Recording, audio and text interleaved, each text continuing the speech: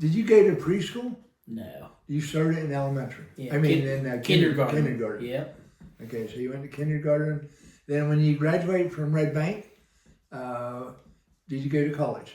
Yeah, went to the University of Pittsburgh at Johnstown for 1 year, and then I finished at Clarion. And what was your major? Geology or science. And when did you get started in natural resources? Well, I started my career attending gas wells at G&G Gas under Robert Gourley. Imagine that. That would have been like, 82, 83 in that vicinity. Way back when. So. Can you walk us through your history of being in the natural resources after G&G Gas? Oh yeah. I had bought several tracts of timber and did some leasing prior to like graduating from college. And then when I got out of college, I went to work as a landman for a coal company, Redinger Coal Company, for 4 years, 1990. Then I did a 2-year stint of contract oil and gas work where I signed pipeline right-of-ways, leased for so much an acre, just everything you would do to complete a well, buy the road easements, buy the right-of-ways. And who did you do that for? Castle Exploration and Mid-Penn Energy. And then 1992 started attempting to do land deals. And then I purchased a 1,100 acre tract for $21,000, and I was on my way to do land deals. That was a real boost there, wasn't it? A wonderful way to get kicked off. And then I just, I bought timber on and off for Dawn Shirey Lumber and just different companies. Cable and Snyder, Brookville Wood Products, brokered a lot of timber into those. That Masson's, everyone knows me in the timber business. How big of a territory have you covered? I own property in 4 states right now: Montana, Minnesota. I had owned in New York and Pennsylvania. I still own stuff in Pennsylvania, but I have been essentially coast to coast. You said Minnesota. Is that where all the troubles are up there now? Oh yeah. They should. I think they should just leave the illegals there and deport the liberals. I think we'd be better off. So New Bethlehem is a small town. What unique challenges and advantages does running an independent company from the rural area like Western Pennsylvania compared to larger operations? Well, it's, when you're running a small operation, if you don't succeed, you don't eat. Where in corporate America, you can probably hide for a little while, but you're right out there on the front line if starvation is imminent. So...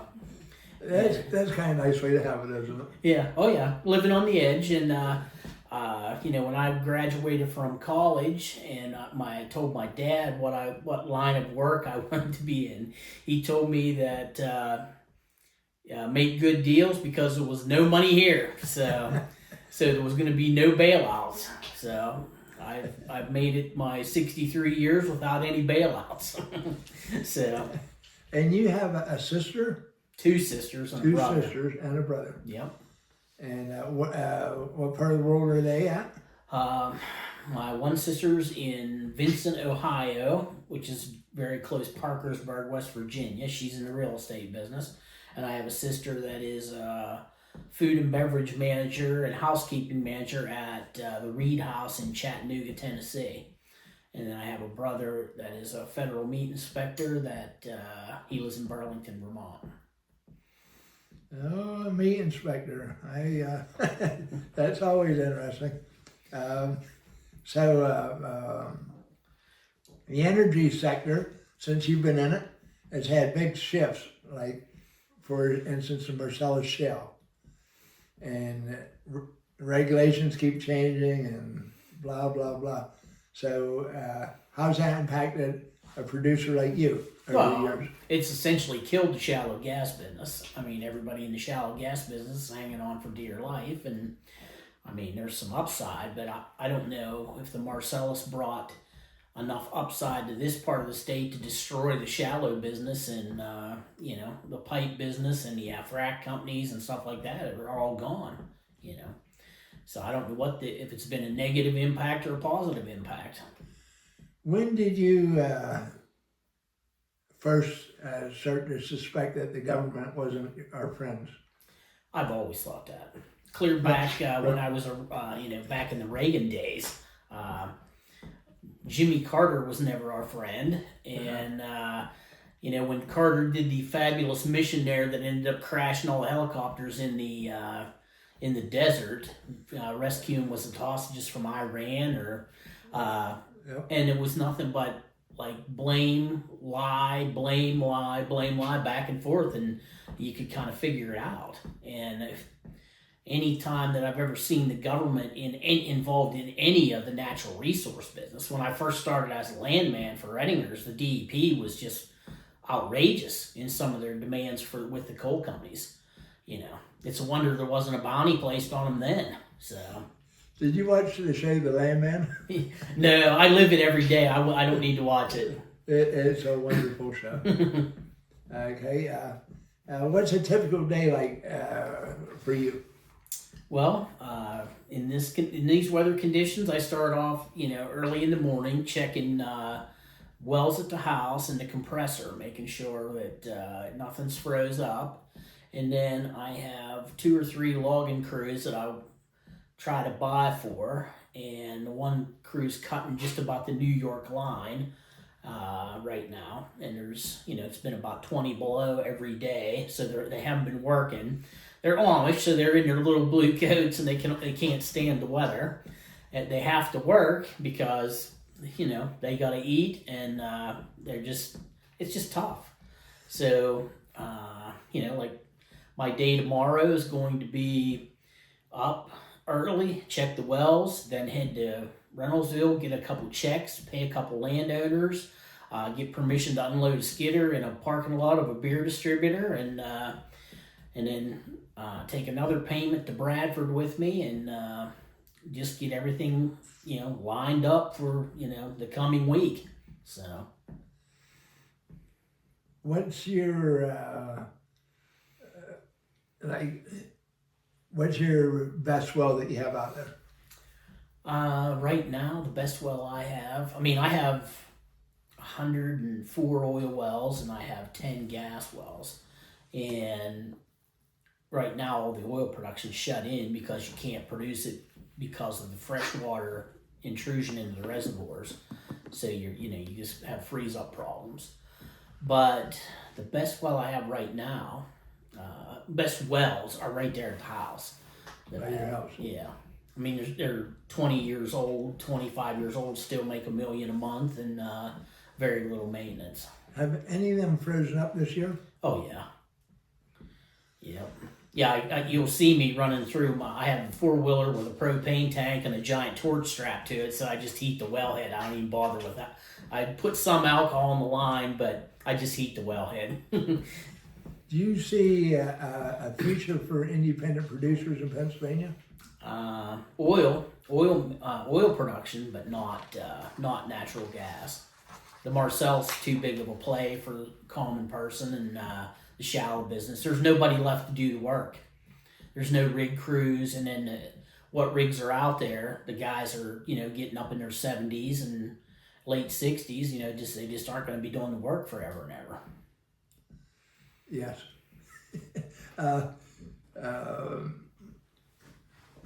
Growing up around New Bethlehem, what do outsiders need to know about us? Well, it seems to me that a lot of people from New Bethlehem, make their own way. Yeah.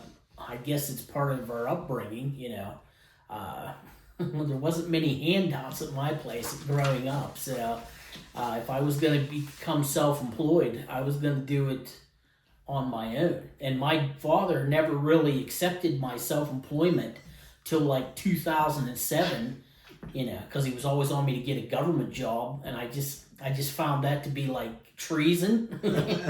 I wouldn't do it. We fought tooth and nail over it, and you know, not till I purchased a property off of Shania Twain and Mutt Lang amid their divorce, did my father tell me that I made the right decision.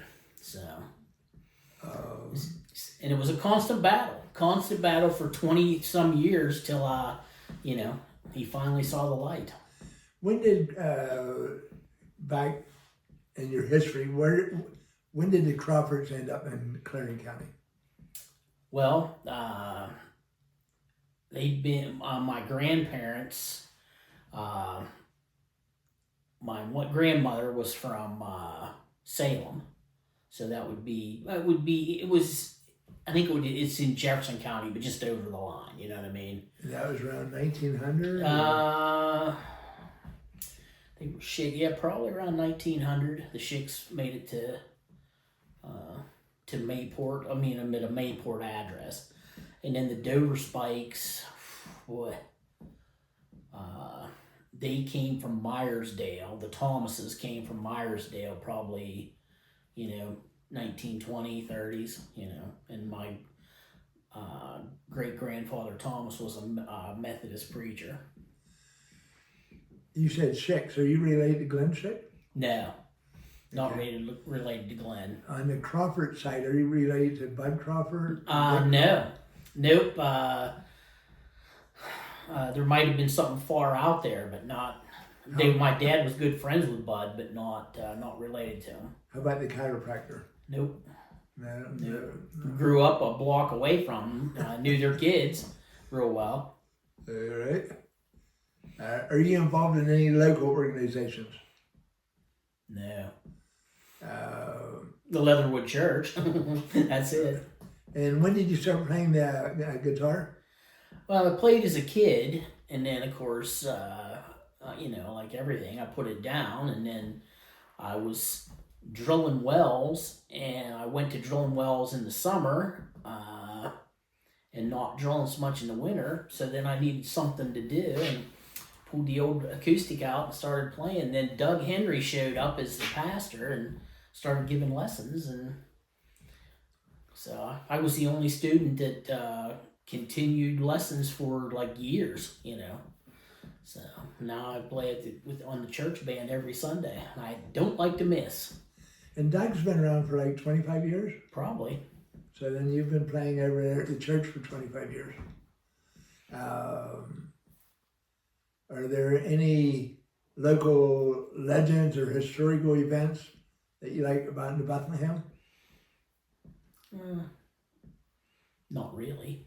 I mean, I you know, when I was a kid, I took care of half the town with Dad working at First Seneca Bank and Trust. You know, back when the trust companies actually took care of residents, you know, like widows' places and stuff, and I mowed grass and trimmed lawns and shoveled sidewalks for, you know, half the town.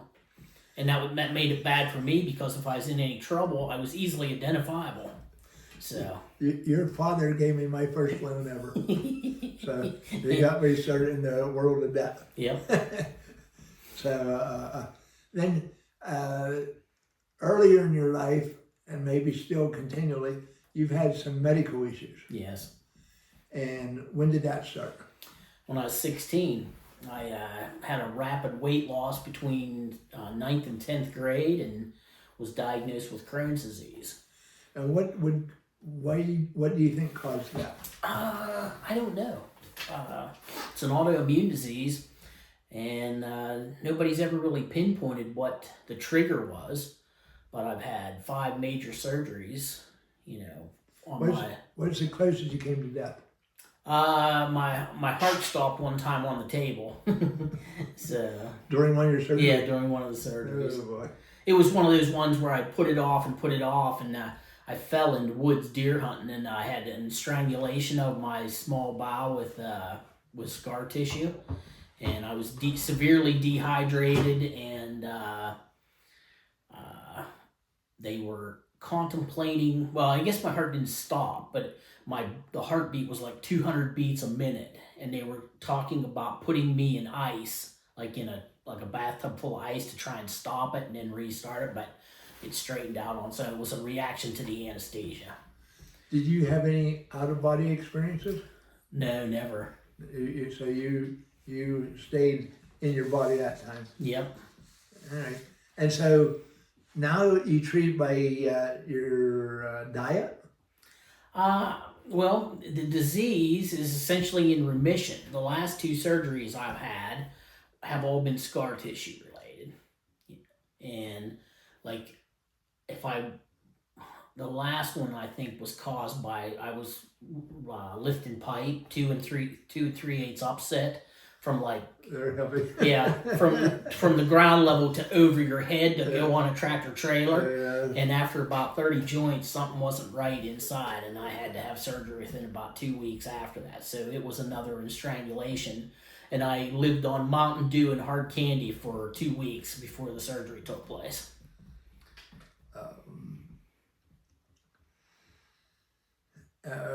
Balancing family and community life in a small town, how do you make that work?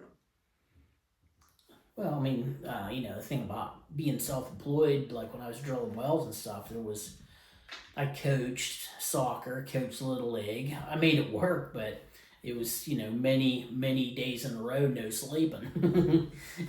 Trying to get work done at night and then still coach and be aware of things. It was sometimes a real stretch. When they talked you into coaching soccer, had you ever seen or ever been around soccer? No, but I coached for 10 years. So. And one year you guys were undefeated? Yeah. Yeah, we had some good teams. Yeah. And I still believe in keeping score and trouncing the daylights out of the opponent. No, there should be no mercy rule. Just keep on pounding. Shoot for excellence. That's right. So now in Little League, how did you do in Little League? Oh, pretty good. I was always we played ball when we were kids. That's it was one of the leading activities when we were young. Pickup games. Baseball, run around with your glove on your bike. So I was always pretty good. Had a pretty good arm. Could throw with pretty good accuracy. So I enjoyed coaching Little League. The problem I hated with Little League and with soccer was most of the time the parents, got bent out of shape.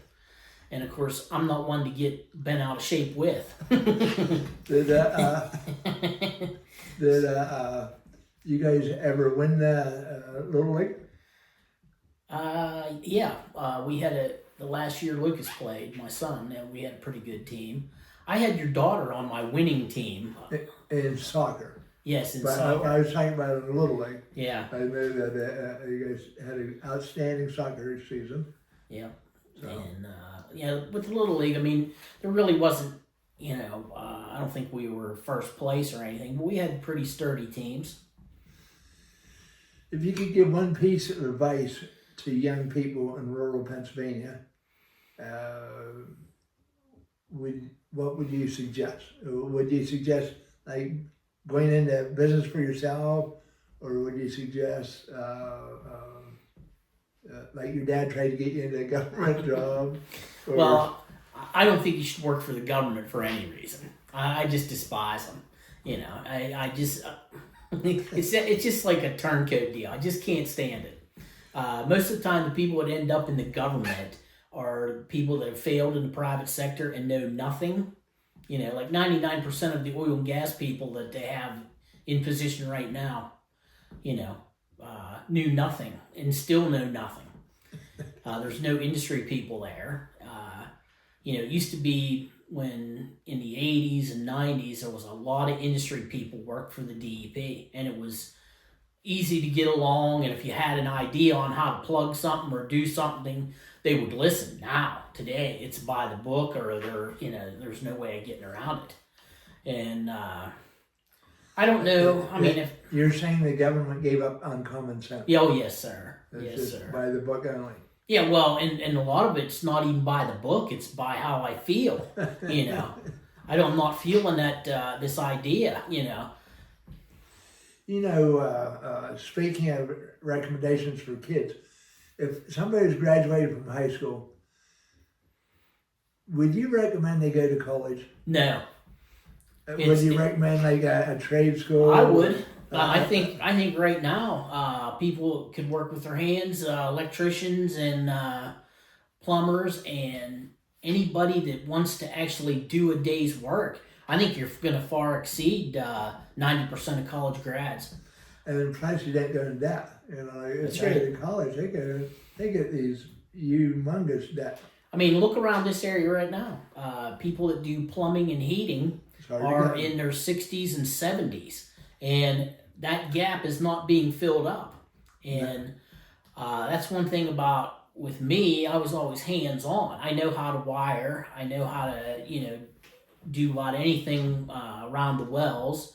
As far as wiring, pump jack motor or we even ran 3-phase a lot of times with generators to pump oil, and we knew how to work. I knew how to work on that stuff, and most 99%. I don't even know if of what I do that I would have needed to go to college, because I picked up a lot of it, sitting in frac vans, sitting in the pipe, in the doghouse, running pipe, making the numbers work on baffles and stuff like that by doing it, I agree with asking questions and being involved. I think that the collegiate world has overstepped its value.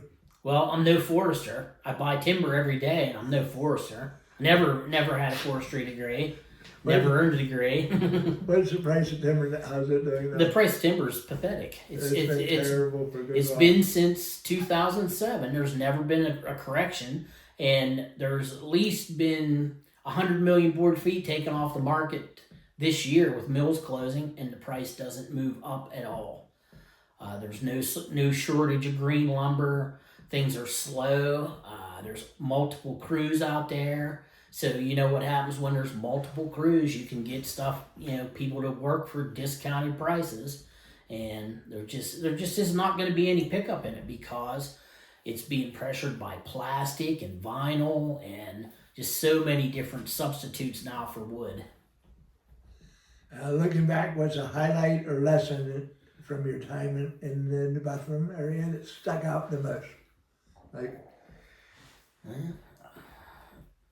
I don't, my time in New Bethlehem, the area. Yeah, one thing about living in this area, it gave you the ability to be in these plays, like to be in the gas plays, to buy timber, something like that, because it was mostly small timers that you were competing against. There wasn't no Exxons or Chevrons or anybody running around, and most of the operations were mom and pop operations. So look for opportunities. Yep. Yeah, and the thing about it is, you may go to school for something completely different than what you end up working in, but you got to be flexible and you got to be able to take the shot whenever the shot's presented. If you walk that straight line and say, I'm not deviating at all, you're going to have trouble. So, good luck. Yeah.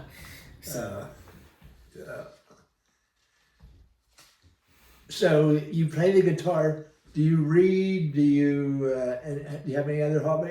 Sometimes you used to go down on kayak. I kayak fish. Kayak Also, and in the fish. summer, I kayak fish. I hunt. I enjoy hunting. Do you ride the bicycle? No, I don't ride a bicycle. No, I don't go. I don't even go for the Ho Chi Minh Trail there. I don't believe in that Red Bank Valley Trail system. So it was a confiscation of private property rights. All I say in there. You see any synergies between gas wells and timber harvesting? Well, yeah, it's just like anything. You gotta have good stuff. If you're gonna make any money in the timber business, you gotta have good quality. If you're gonna make any money in the gas business, you have to have a good quality location, and you have to be astute on how to complete that well. If you're gonna make any cash return on that. Same way with timber. Two guys can look at the same piece of timber, and one guy not want to pay the price. Some guy wants to pay the price, but he may harvest it completely wrong and get himself into trouble. So, yeah. It's the buzzword anymore is sustainable practices, and yeah. Well, the thing about is that just a word, or it is, well, the timber business back in the day, in the early 90s, when you would buy timber, you would look at yields of 5,000, 6,000, 7,000 board feet to the acre. Today, you're looking at yields of 2,000 to the acre because all you're doing is removing basal area. The timber it was cut in the 90s was a certain species. The timber that's left was soft maple, white oak, and you're just removing base. You're not there isn't any timber that's grown up in that period of time and ready to harvest. You need about 100 years turnaround for a good crop of hardwood timber. when you're harvesting timber, like in the winter time or spring, have you ever came across a bear that was hibernating? Oh yeah. Very often? Oh yeah. I actually started them out of brush piles. When I worked for Reddingers back in the day, they were peeling topsoil off the top of Don Shiry's hill and ran over one hibernating with a D9. It did not survive. I didn't think any living thing would survive a D9. But yeah. One of the neatest things I've ever seen in a timber harvest is down on the Mahoning Creek.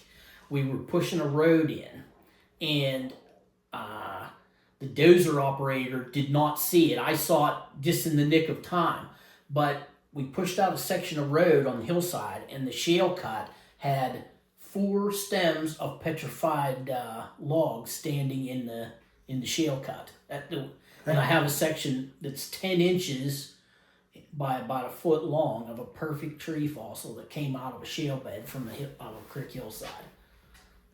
Excellent.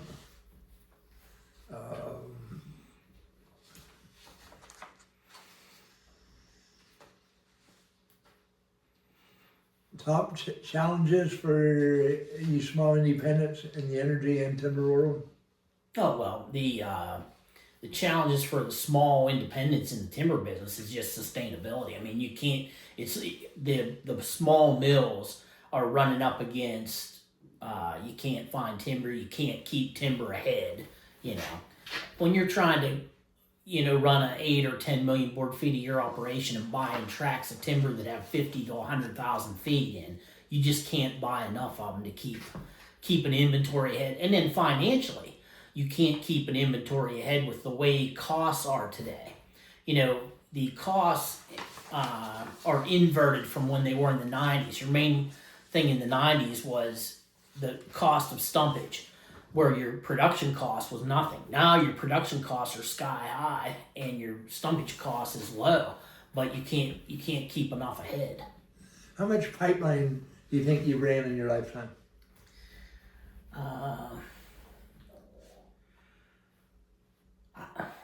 25 miles? I would say, how do you find getting right-of-ways? Right today, well, anytime you throw people into the mix today, It can be ridiculous. Yeah. It used to be a lot of fun. Today, it is nothing but heartache. The minute you start dealing with people, it's just people have changed. They got both hands out. Instead of having one hand out, they got both hands out, and they try and get you every time you turn around. And there's even a lot more like fraudsters out there, brokers that are trying to sell timber that they don't have title to, or have one person signed out of 10 on a contract. You have to watch. It's a minefield today out there dealing with the average crowd. So, and then heirs. One heir saying he has control of all the other ones trying to sell it, and all the rest of them live in North Carolina and he lives in PA. You just have to check stuff out. It's just ridiculous. So you're part lawyer also? Yeah, you have to be. You have to be. Speaking of other things, we made national news for having the most snow ever in the eastern part of the United States. And I saw 21 degrees below and 20. My parents said we had 27 inches of snow, and it seemed like an unusual weather pattern. Some people suggest that there's been weather modification going on out there. I don't know. I mean, the thing about it is, are we actually getting back to normal? Have they ceased the weather manipulation and we're actually getting back to normal? Well, I see a lot of chemtrails up there that when the government was shut down, I didn't see the chemtrails. But when the government got fired back up again, I saw a bunch of chemtrails. So in my opinion, it looked like there might be weather modification projects going on up there. Yeah, there could be. But, I mean, as a kid, these are more of the winters that I remember. Yes. The snow seems a little bit different calibration. Like it's a little bit more styrofoamish or something to me. But yes, when we grew up, we had lots of snow. We had lots of snow, lots of cold weather. In the 70s and 80s. But then after that, it's calmed down quite a bit. Yeah, well, I mean, when we first started hunting, you know, we always had snow and cold weather for the first day of deer season. Always. There was very rarely a day that you didn't have snow. Because we used to hunt like Elk County and places like that where it was, you know, subject to some snow. But now, I mean, we've had it 70 degrees on the first day of deer season. Did you ever hunt rattlesnakes? No, I see enough of them every year. I don't need to go looking for them. The closest I almost got bit in Clearfield. I was by myself about a mile from the truck and was crawling under a laurel bush, and I put my hand down in front of one that was shedding, and it didn't rattle till I was about 8 inches away from it. And I have action footage of that on my phone, but I see enough of them. I saw one property I marked in Clearfield. I saw 100 snakes in one day. I don't need to go looking for them. When you were within 8 inches and it rattled at you, and you were able to get out without it snagging it, because they're fast. Yeah. Well, I mean, it just was one of them things that just didn't happen. If it would have happened, I wouldn't be here because I was so far away from the truck that I don't know if I would have made it out of there. Do you have any animals? 4 cats now. 4 cats. So. And you're officially a grandfather? Yes, with another one on the way, I guess. And is there anything better than that? Not really. I mean, it's really something. Yes, it sure is. I mean, you know, back when I was a kid, I never thought I'd ever get, you know, here, but I guess I'm here and I'm seeing all the sights on the way. So, is there any other subject you like to cover? Not really. As a timber buyer yourself and as a natural gas person, where do you see the industry going? Where do you see the deep stuff going? I don't think you're going to see whole state being drilled. They've already identified where the good and the bad is. So. I don't see the shallow gas well business coming back very much at all. Like you said, maybe some oil wells, but gas is uneconomical and environmentally challenging. And then in timber, I agree with you, it's all quality. You know, if you can get good quality, you can sell it anytime. But if you got junk, then it's just junk. Well, I mean, that's why you're seeing the chipping markets and all these particle type board plants come on because of the amount of low grade that's left around these parts. Yes. That's all you can do with it. The high grade timber takes a lot longer to grow than junk. Yeah, and even the high grade cherry, nobody wants it. Yeah, high grade cherry. That was the heart and soul of the timber world for forever and ever until. I mean, it's $300-400 on the stump right now. I can go to Bradford in the heart of the $5 a foot cherry and buy all you want for $400. All you want. Yes, and this you're talking about the best in the world. Yeah, exactly. I mean, stuff that during the summer has snow on the limbs because it's so tall, you know, and it's just worthless.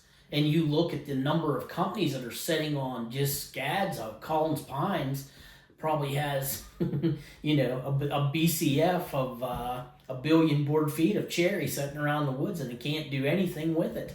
So, Well, I would like to thank you for taking time off to do this podcast. This is at podcast 124, and today is February the 2nd, 2026. Groundhog Day. So thank you. Okay, thank you.